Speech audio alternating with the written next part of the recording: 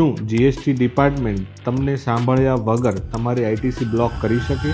તો આમાં કર્ણાટક હાઈકોર્ટ દ્વારા એવો ઓર્ડર આપવામાં આવ્યો છે કે તે લોકો આવું ના કરી શકે. આ કેસમાં એવું થયેલું કે જીએસટી ડિપાર્ટમેન્ટ દ્વારા બે સપ્લાયર જે સ્ક્રેપ અને મેટલમાં ટ્રેડિંગ કરે છે એના પર એવો આરોપ મૂકવામાં આવેલો કે તેમના સપ્લાયરો નકલી છે, અને આ પ્રકારનું કારણ બતાવીને જીએસટી ડિપાર્ટમેન્ટે કોઈપણ પ્રકારની નોટિસ અને પર્સનલ હિયરિંગ આપ્યા વિના જ આઈટીસી બ્લોક કરી દીધી. જ્યારે આ પ્રકારનો મામલો હાઈકોર્ટ પાસે આવ્યો તો તેમણે વેપારીના તરફમાં ચુકાદો આપ્યો. કોર્ટ દ્વારા એવું સાફ કહેવામાં આવ્યું કે આવા પ્રકારના ગંભીર આઈટીસી બ્લોક કરવાના મામલામાં તેમને નોટિસ અને સાંભળવાની તક આપવામાં આવે પછી જ બ્લોક કરવામાં આવે. અને કોર્ટ દ્વારા જીએસટી ઓફિસરને આદેશ આપવામાં આવ્યો કે આ પ્રકારના આઈટીસી બ્લોકના મામલામાં તેઓએ પોતાનું સેટિસ્ફેક્શન કરવાનું છે, નહીં કે બીજાના રિપોર્ટ પર આધાર રાખવાનો છે. આવા જ પ્રકારના જીએસટીના નવા કેસ લોને તમારી જ ભાષામાં સમજવા માટે મને ફોલો કરો.